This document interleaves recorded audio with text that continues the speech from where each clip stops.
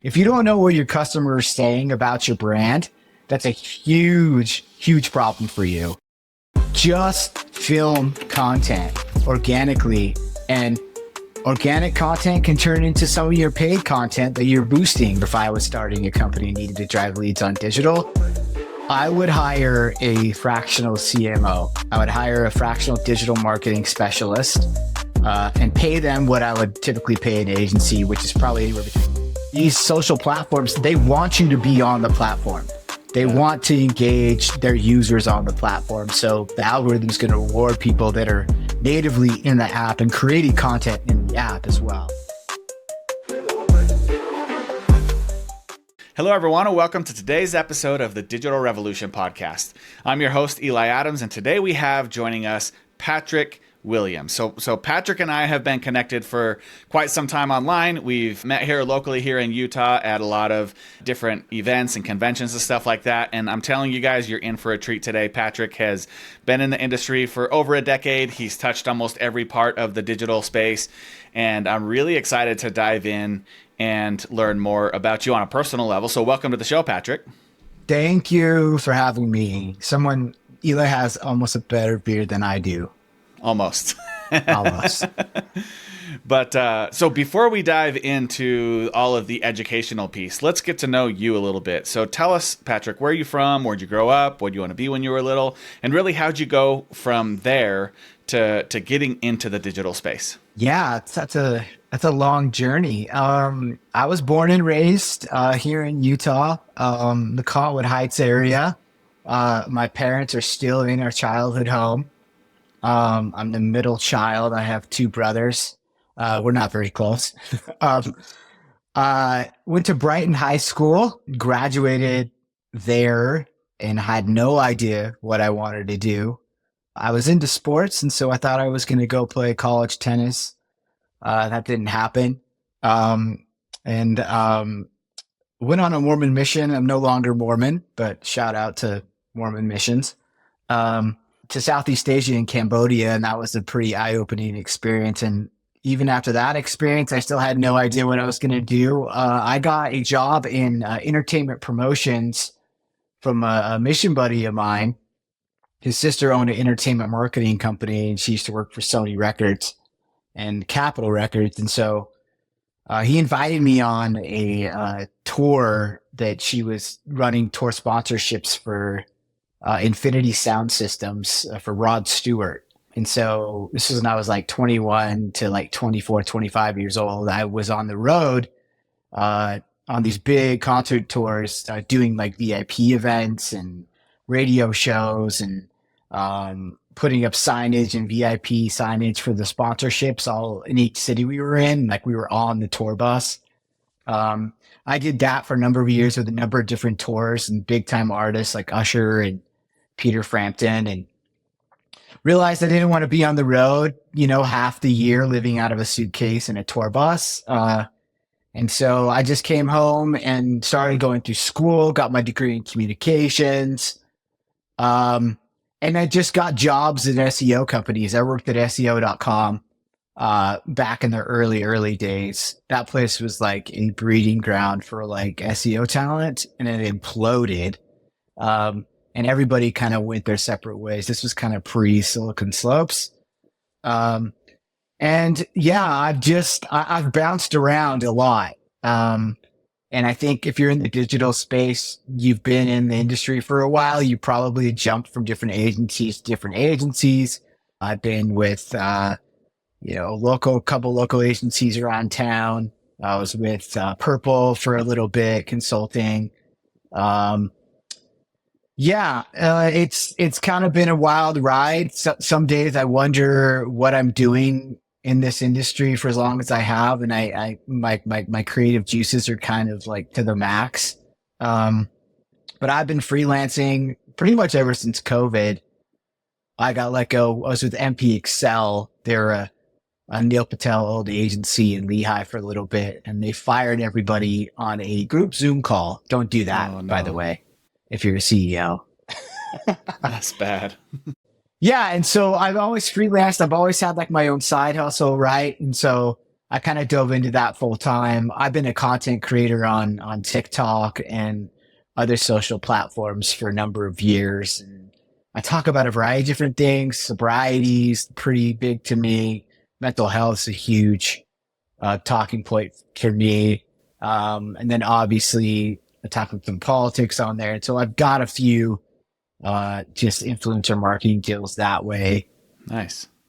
But yeah, I've just been kind of freelancing and just looking for the next thing. I don't really ever know what that is, or I'm not. Yeah, I'm just kind of winging it here, man. Like, I'm in my early 40s and I still don't know what I want to be when I was a kid. I don't know that a lot of people do. I mean, I'm in my early 40s too, and I'm still like, what do I want to be when I grow up? And I made it out of bed today, so that was a big accomplishment for me. Yeah. Tell me about, I'm always interested in the stories because I have a similar one from, you thought you were going to go and play tennis at college. The reason I asked this is because I thought I was going to play baseball at college. I didn't actually make the team, and it ended up being one of the best decisions, or not decisions that, out of my control decisions that ever happened to me. But walk me through that path. So you thought you were going to go and play in college. What happened, and was that a good thing? Was that a bad thing? How'd that work out? I don't know if it was a good or a bad thing. I think just the timing was bad. Looking back, when I was 18 and 19 and graduating high school, I won a state championship in tennis, and I played juniors, and I was pretty good. I did get some big offers. I had some like junior college offers for some colleges in California and small Midwestern schools. I could have walked on at Utah State. I went and tried out with their team. But I decided to go on a mission, which was the dumbest decision I ever made. I'm sorry if you went on missions, but for me, I went for all the wrong reasons, and it was a miserable experience for me. And I think if I hadn't done that, I think it would have opened me up to a bunch of different opportunities. Now, that being said, I probably wouldn't have got the job in marketing that I had, because that was through a mission buddy that I had there. So, I don't believe that things happen for a reason. I think they're just blipping along the universe, and you just run into things and situations and experiences. I actually just got back into playing tennis competitively this last year. I have loved it. Like, I realized how good I was at it. And I'm at a level now where I'm traveling around and playing tournaments and winning tournaments and stuff. So nice. And I play golf a lot pretty competitively. I also work part-time at a golf course for Salt Lake County up at Old Mill. Yeah. So golf was kind of my passion. And I also played soccer. So I'm on an adult soccer team too. So I try to stay pretty busy. I have to, for my mental health. So, I don't know. It's kind of interesting to kind of talk about how those points of time kind of intercept your life, and you can go this way. I don't think either, one path would be good or the other. It took me a long time to kind of figure out my faith journey and that whole crisis, but I don't think I would have changed anything about it. Yeah, I think I agree with you with the eye-opening part. I served in Lima, Peru, and it was very eye-opening compared to the cush little life that I had here in Utah. Going out there as a 19-year-old boy was like, okay, it's not as bad as I thought it was. So at a minimum, that probably helped you from like a humility standpoint understand what we have here, right? Oh, for sure. Yeah, I've gained a new appreciation for carpet. Yeah. And concrete. And hot showers. I don't know if you didn't have those there, but we Oh, yeah. Running water, clean water. Yeah. Chlorified water. Yeah.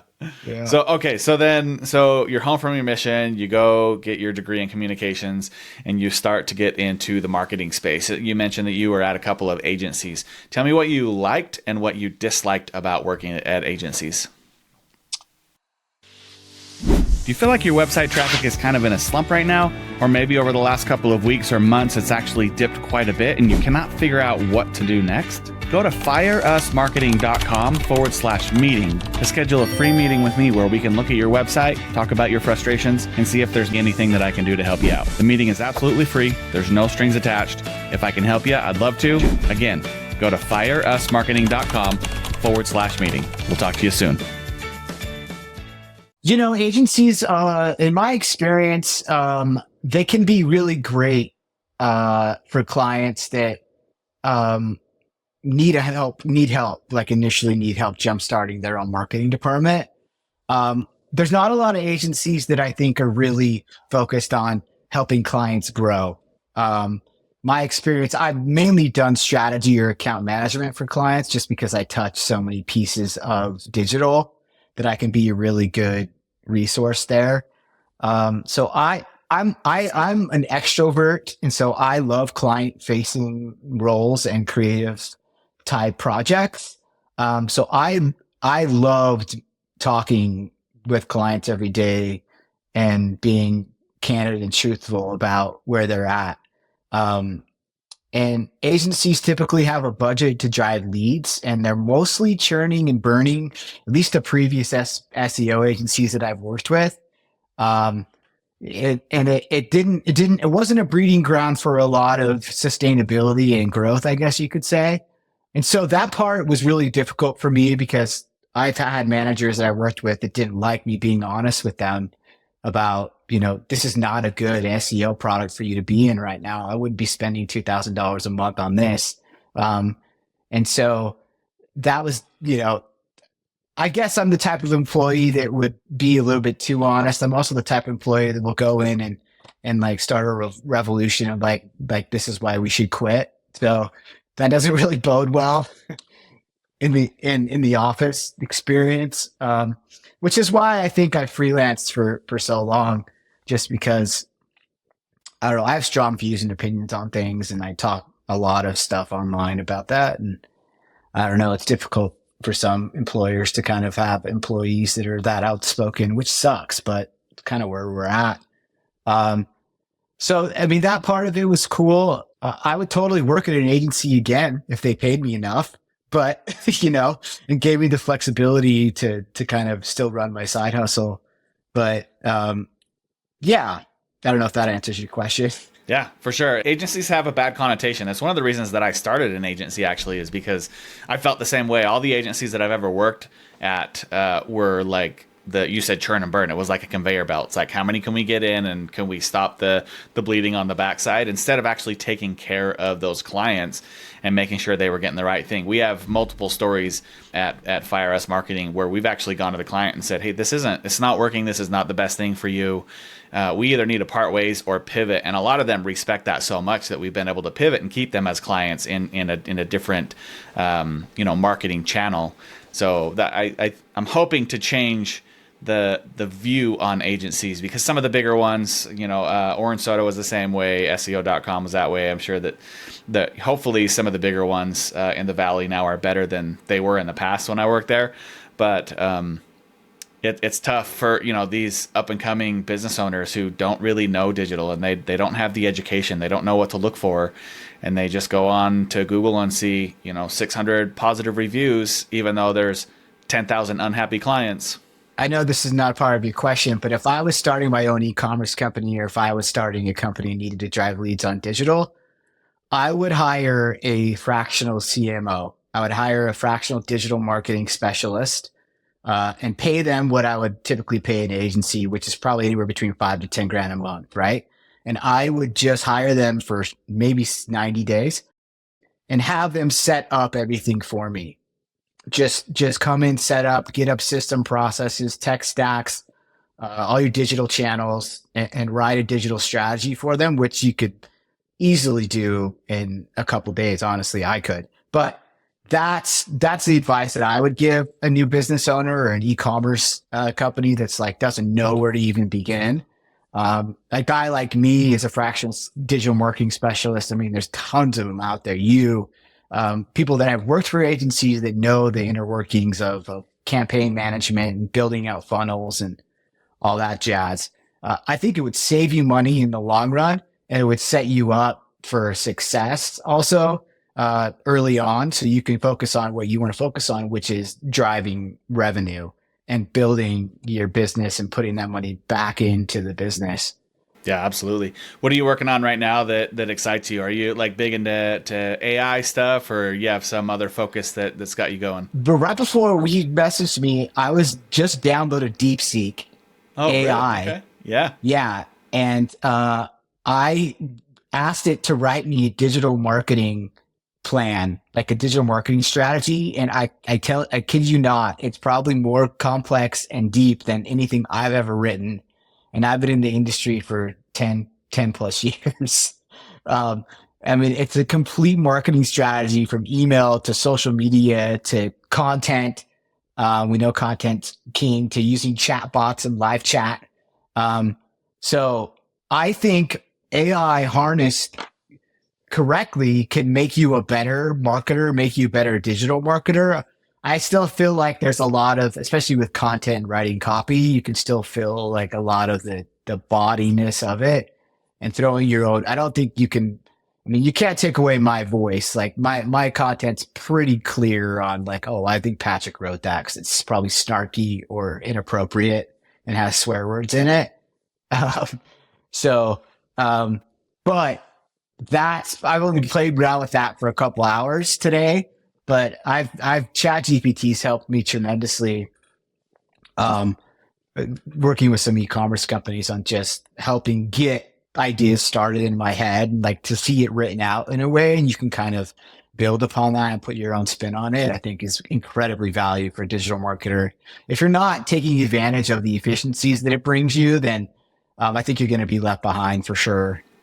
Yeah, I was talking to my brother about this the other day. He bought the new ChatGPT like pro license that comes with the operator, and Yeah. within just a couple hours, he called me and he's like, you gotta hear what I've done so far. And we both discussed how like the only way that AI is going to take over your job, where you're going to lose your job, is if somebody else is good enough to run it to do the work of 10 to 20 people on their own, right? So Yeah. so you need to be that person who runs it so Yeah. that you don't lose your job because you have no idea what's going on. Yeah. I still think we're a ways away from at least the specialist type roles in digital Yeah. marketing for that even happening. As soon as they can start automating bid practices and building, like actually building campaigns in Meta and in Google AdWords, and across all these other like TikTok Shop and, Google Shopping, stuff like that, like you need a specialist in there, like managing the whole process and be able to, it could probably analyze analytics for you because that's data driven, right? But, I think we're really a ways away from that. But if you're not harnessing these tools, even, at your own company, if you're a marketing director or digital director, or if you're freelancing, like to be able to write content, I think is huge, in this industry for sure. One of my coaching clients said it the other day, where he said that SEO is, I'm coaching him on SEO, and he goes, now is this the science and data part of SEO, or is this the art of SEO? Because there is that data piece that AI can probably take care of a lot, but there is an art to it where you go to the search engine results page and you if you've been in the SEO industry for a long time, you can analyze top 5 results, you understand what's going on, and then you can create a better page. That's more art in SEO and just being around it a long time, as opposed to just giving it to a chatbot to do. So I agree with you. Yeah, for sure. So if we jump into the tactical piece of things, let's say I'm a business owner, I'm a dentist, doctor, lawyer, chiropractor, whatever, sitting at home listening to this, and I want to learn how to grow my business online. So you have expertise in email marketing, you have it in advertising, you have it in SEO, you have a big set of skills that I want to sort of break into right now. What advice do you have for an up and coming business owner that maybe hasn't implemented any digital marketing at this point? They've maybe accidentally stumbled upon some things, but there's no real strategy. Where do you recommend I start? Yeah, I mean SEO. Well, for service type businesses that are local search, right? I would definitely focus on like Google Maps listing. There's a bunch of tools out there, and I came across like a Google Maps like accelerator tool where it'll get your, like, if you're a chiropractor or a dentist or a lawyer, and like you need leads, like you need new clients, you need new customers, it'll accelerate your Maps listing, like your Google My Business SEO. It basically drives 20 to 30 targeted GPS drives from a point within your target radius. So Typically, you're probably 5 to 10 miles on your business location via Google Maps. And you could do this from your mobile phone, right? Even if you're just driving around. And by far the most important aspect of that is ensuring that you're going to gain top 3 ranking and stay there. Yeah. If you're a new business, you're not even going to show up on maps unless you're really doing some really heavy Google Maps SEO. And I came across this tool that'll guarantee 2 to 4 targeted relevant reviews every month. I'm not exactly sure how the software works, but I've partnered with these guys and they've guaranteed. I've had 4 clients. They've been all dentists. One's in Idaho, a couple lawyers in Florida, and they've all jumped to the first page after 90 days. And that's probably for search where I would start. There's a lot of like SEO that needs to be in place before that. Like you have to have an optimized site, like meta tags, all that stuff has to be really updated. And there's a lot of things on the back end that need to happen before you do that. But if I was, especially in the service industry, people are searching on their phones and they're mostly doing it, they don't want to drive 20, 30 miles. I don't want to drive from Holiday to Lehigh to go see my dentist. Now, if it's a guy who's giving me a killer deal and we're friends, that's a different story. But most people don't have insurance. And so they're trying to get the best deal possible for these services. That's where I would start for sure for a service type business. What's the name of the tool? It's not even a tool. I've like white labeled it. So if anybody's listening that wants this, I can definitely set a demo up and we can talk about it. I'm just calling it like SEO Google Maps Accelerator, like Google My Business SEO. And it's basically a proprietary ranking technology that'll secure top 3 positions for you in 90 days. And it's guaranteed too.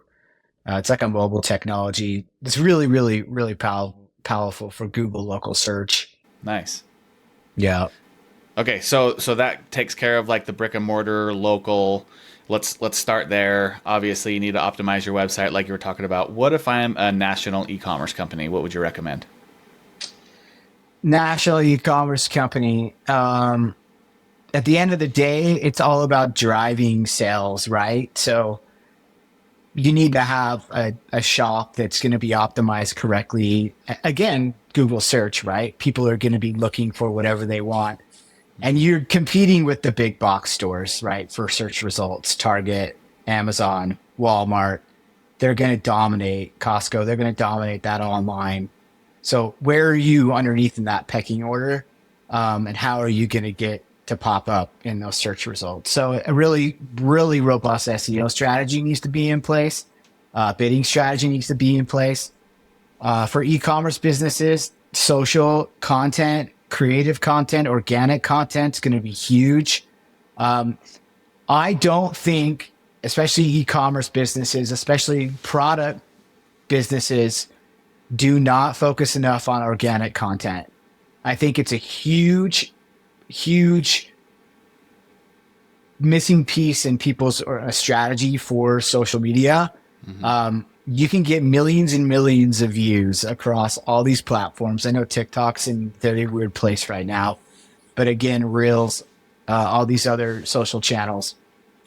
And it doesn't need to be like this huge, like cute package put together photography shot, like shoving product down your throat. Like, give me some stories. Like, give me some stories of your employees. Like, film the production process. Like, do some collaborations with some influencers in the space. Just film content organically, and organic content can turn into some of your paid content that you're boosting, right? And the products that are doing this and doing it really well, Trevor Crump, if you know him locally, he talked a lot about this on his channels. He's really, really good about, organic social media and talking to your customer base. If you don't know what your customer is saying about your brand, that's a huge, huge problem for you. What do they like about your product? What don't they like? Are you sending out post-purchase surveys? Why did they buy from you? Talking to your customer and knowing what they like, and then you can turn that into a social strategy for you. if you don't know what your competitors are doing in the space, you're probably being left behind there. So having the social team that gets it, that can create content daily and managing your community and talk to the community and just build a buzz. You know what I mean? Like how you have a TikTok that goes viral, it could result in thousands and thousands of sales that you didn't even pay for. Um, so you can get millions and millions of views and not spend any money. And I know that's hard for e-commerce directors to kind of understand because there's such a paid strategy around digital marketing, right? But at the end of the day, like you could have your evergreen content, your asset performing really well for you. You could just put that on those on autopilot, and switch out creative and test these A/B testing these other platforms. Meta, Instagram, Google, like those are all they're not going away, right? We know that for a fact. Like there's still ROI in those channels. It's gotten diluted because of AI and Apple's updates and stuff like that. But you can have those running, but you need to have a content strategy. You need to have a social team, a community, an organic content creation team, or hire a freelancer that's really good at that, guy like me, to do that for you and just constantly post stuff. Like and there's really no magic wand to this. Like there's not a real big strategy to it. Everybody has an iPhone, everybody has an Android, and they have a camera. And there's editing tools within the apps that you could just really, really use to make it look a little bit more professional. But at the end of the day, some of those, just some of that creative just needs to be really organic and look like you did it from your car. Honestly, I mean, there's place for some really nice ads. The companies that have the money and the budget, they can do that, right? But if you're an e-commerce shop just starting out, I mean, there's a variety of different brands that are doing it really well. We don't have time to go through all those, but you just got to start like just shooting content. Yeah, and you can use, speaking of AI, you can use AI to like brainstorm what type of content and get started. I saw a video the other day that this company, and they've got a really good process set up, and they post 100 times per day. And the questions came up, and they're like, "Won't that annoy your viewership and all that?" And they're like, "Honestly, most viewers only see 1 to 2 of those anyway, and it's the one the algorithm delivers to them. And very few people will go to like your Instagram wall and look at all of them and be like, hold up, they're posting the same thing in different ways, right?" And they had, I mean, they did it for a full year. They posted 100 a day, and they got like something like 98 million or maybe even billion views or something. Like it was incredible the way that they described what they were doing. I think the algorithms, I mean, there's no direct science to the algorithms because we don't know, but I think the algorithms reward content creation and frequency, right? Like, especially like on LinkedIn and other social channels, I've noticed when I'm posting every day and engaging on the platform, my posts do better. Yeah. Like it reaches more people. LinkedIn's like, hey, this guy's active on our platform. We're going to show his content. If he's not talking about Nazis, we'll show it. So I think these social platforms, they want you to be on the platform. They want to engage their users on the platform. So the algorithm is going to reward people that are natively in the app and creating content in the app as well. They want you to do that. So if you are coming up with a strategy, try shooting natively within the app, and you can edit it and other stuff. At least edit it outside and then post it within the app. I've noticed that does well, especially on TikTok.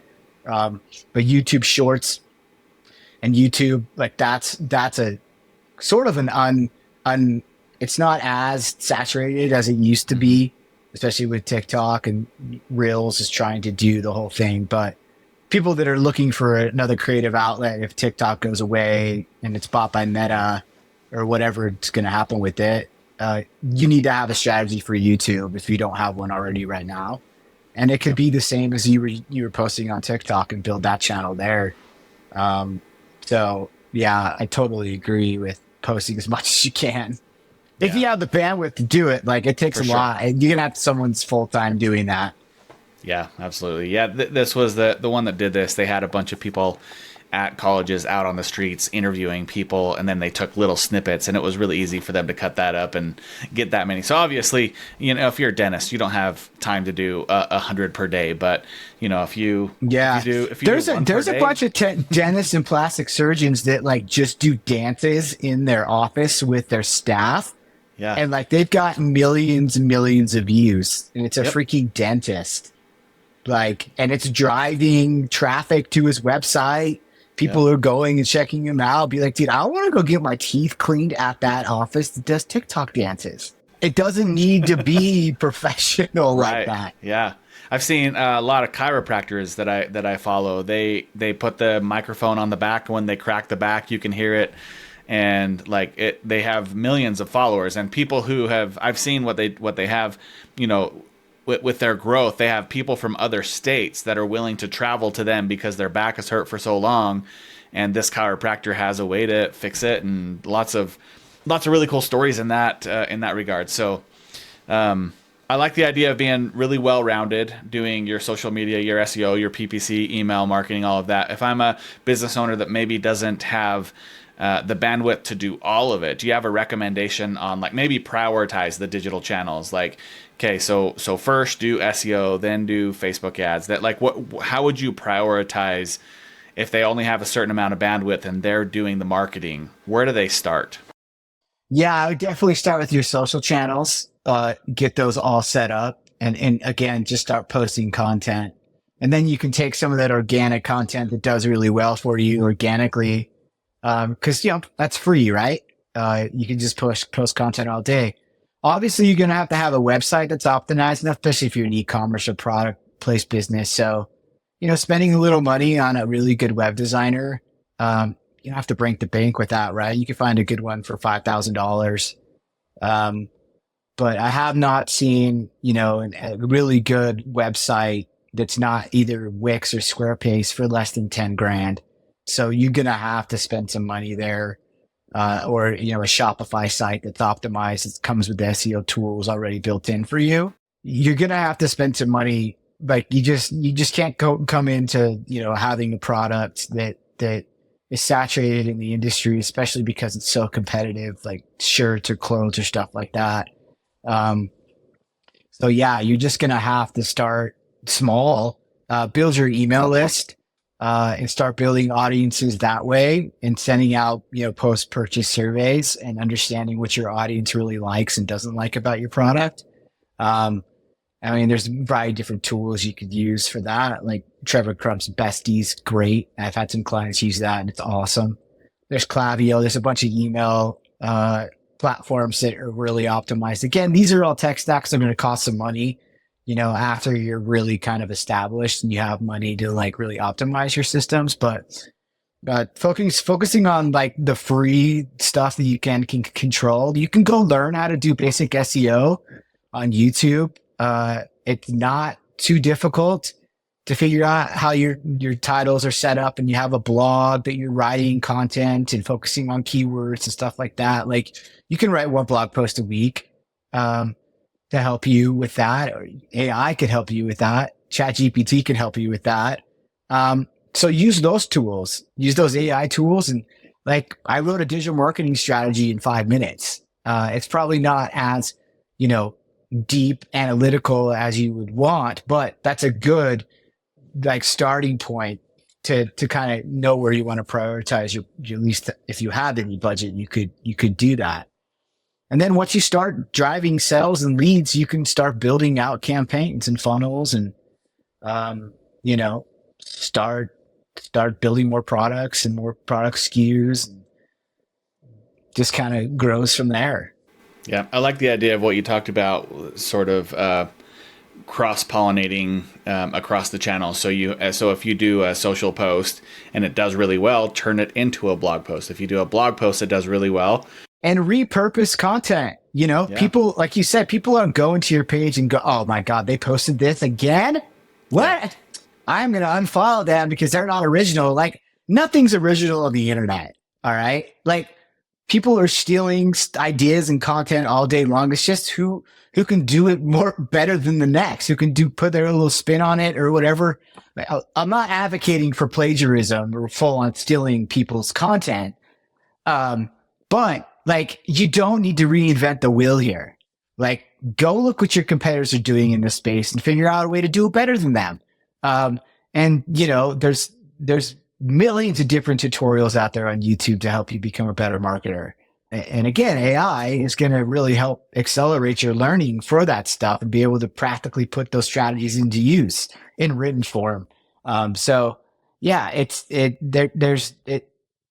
sounds daunting, especially if you're starting a business, but if you just get the right things in place, you could really accelerate your growth.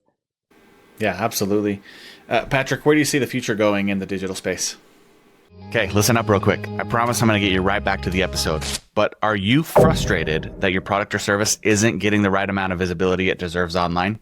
If so, and you want my help guiding you through the SEO optimization, go to fireusmarketing.com/SEO to get my free SEO guide. It talks about all levels of SEO: local SEO, regional SEO, national SEO, and international SEO. It should give you everything you need to optimize your website at a basic level. If you'd like help beyond that, feel free to hit me up at fireusmarketing.com.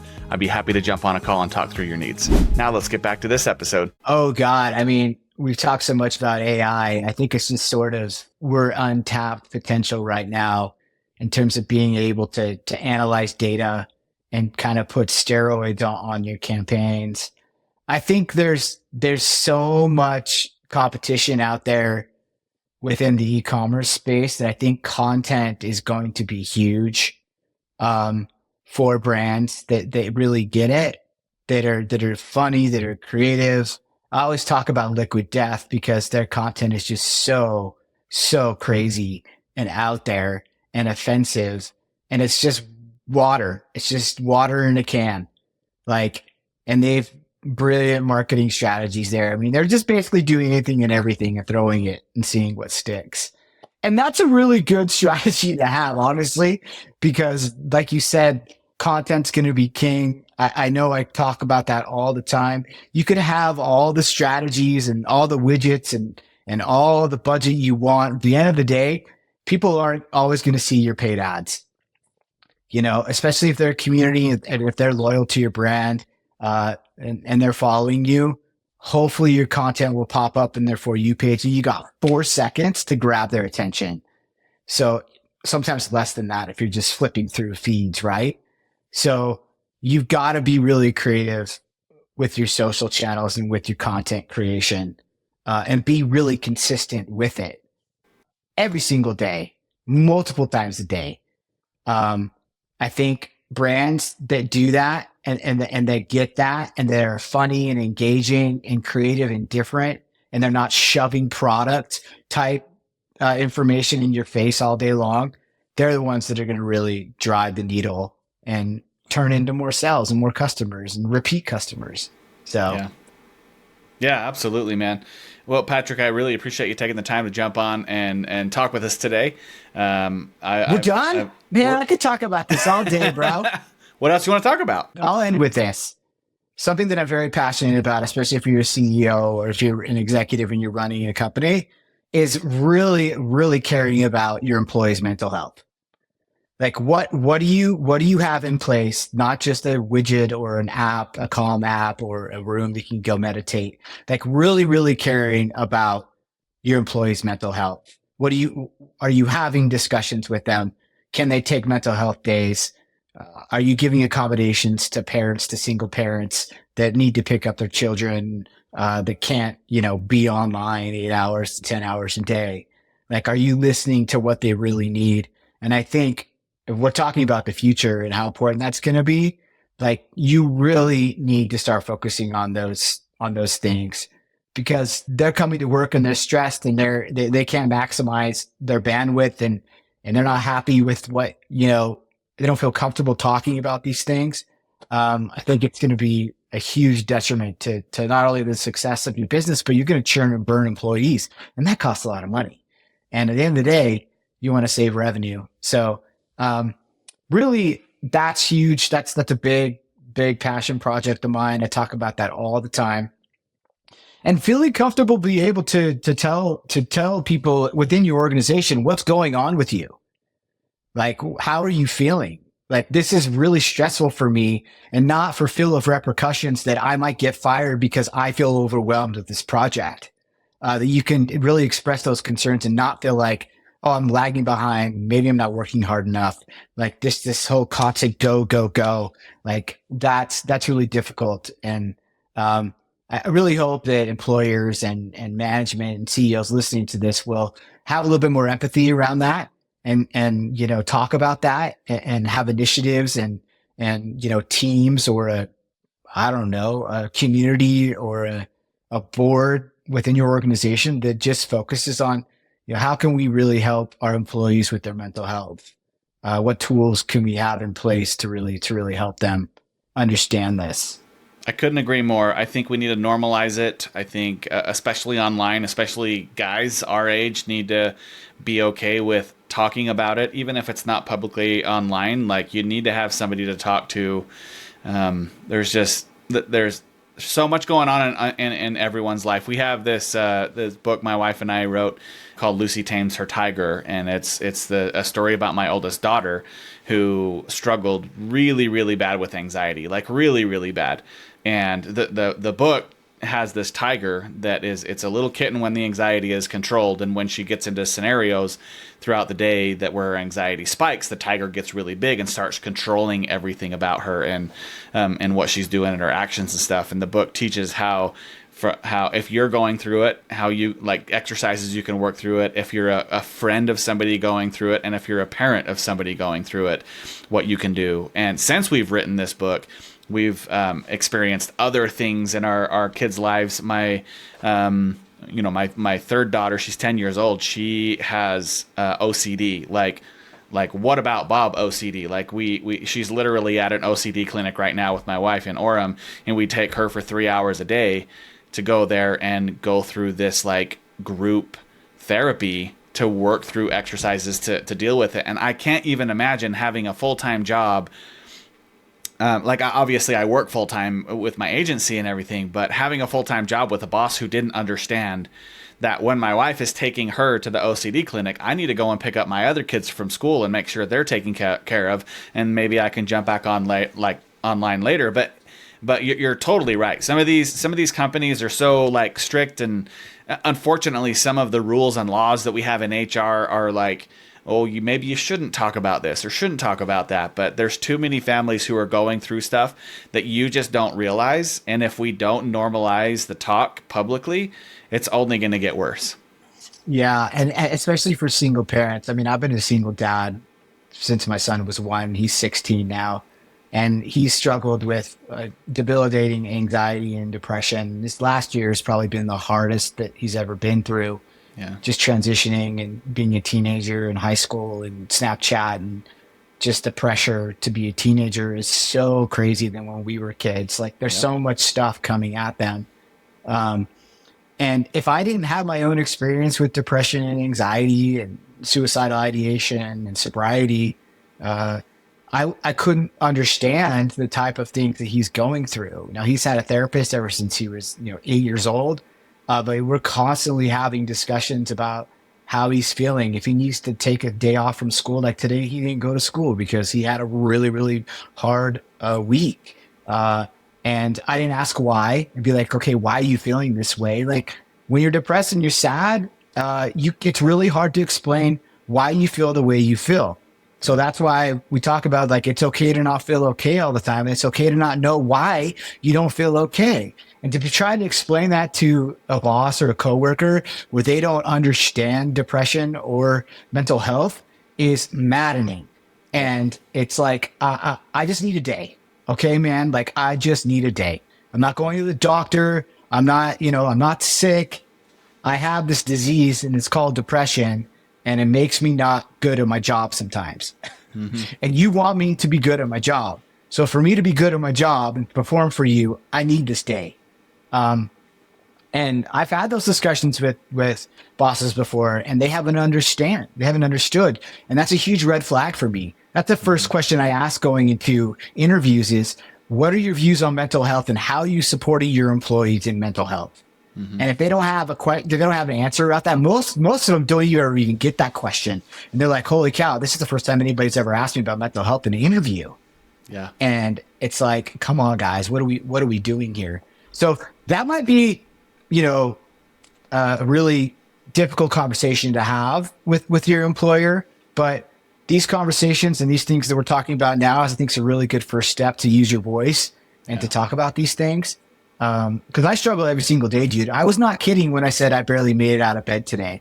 Like, I got out of bed at 10 o'clock and I made sure I totally forgot about this because I didn't have it in my calendar. And if I don't have it in my calendar, it's like, I don't have to do anything. Yeah. So that's a really big step for people with depression. Is just sometimes even have the energy to get up and go and do things. Yeah. So yeah, man, I'm passionate about that. And I'm glad that you're using this platform too to talk about those things, because it's really important. It's saving lives. Yeah, 100%.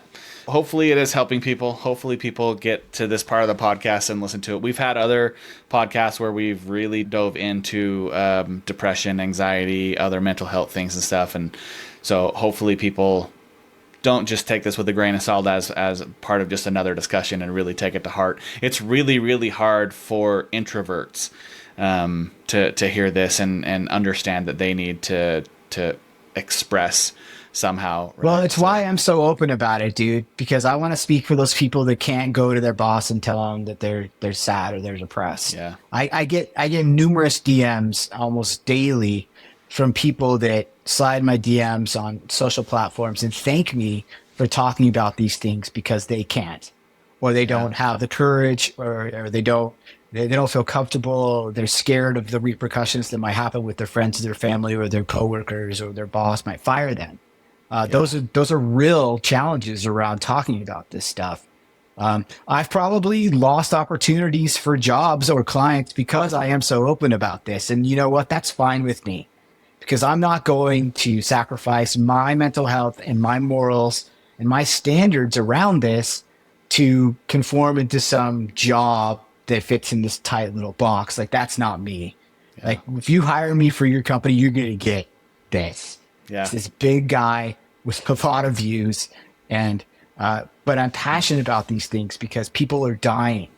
Yeah. People are killing themselves, and there's not enough help, and people don't feel safe enough to ask for help because these conversations are normalized. So yeah, I hope they get here and they're not, they listen to this stuff. I thought of a quick side hustle for you. I don't know if you saw this guy pop up on your feed or not last year. He was pretty big last year. People would email him and say, I need you to go talk to my boss about this. And usually it was him telling off the boss, like, oh, I saw that guy. Yeah. So he was really funny. But what you could do is people could message you and say, I need somebody to talk to the, HR or my boss at the company and talk about mental health, and be like, look, I know you have 20 employees. One of them reached out and said they really are struggling. You don't know about it, but like, you need to be aware. And they could just like pay you $20 for an email or something. But yeah, no, I've thought about starting like a consulting service where I go into organizations and have these discussions and help them set, parameters around like how do you start having these discussions? And honestly, you just gotta start talking about it. You got to send an email out and show some empathy and have an open door policy. And, start there. Start just listening to your employees. Yeah. What they need. Well, Patrick, before I wrap it up, anything else you want to talk about before we end for today? Oh, dude, I don't want to cut you off. I don't. That's it, man. That's it. Well, thank you so much for taking the time. I really appreciate it, especially the last little part talking about mental health. I did think about that when you brought it up in the beginning, and I apologize for not asking a question around that. So thanks for bringing that up. I always really try to squeeze it in there somehow, man. Yeah. Any podcast that I go on, like, I try to talk about those things. Yeah, and if you're struggling, if you need help, please reach out to somebody. You can text me. I'm sure you can call Eli or DM him anytime. Will be a really safe place for you if you're struggling with depression or alcohol or drugs. Like, I should be dead right now, but I got the help that I needed and I'm not. So you can get help. Yeah, absolutely. Well, thanks again. I appreciate you taking the time. And to everyone else who's listening out there, we'll talk to you guys next week.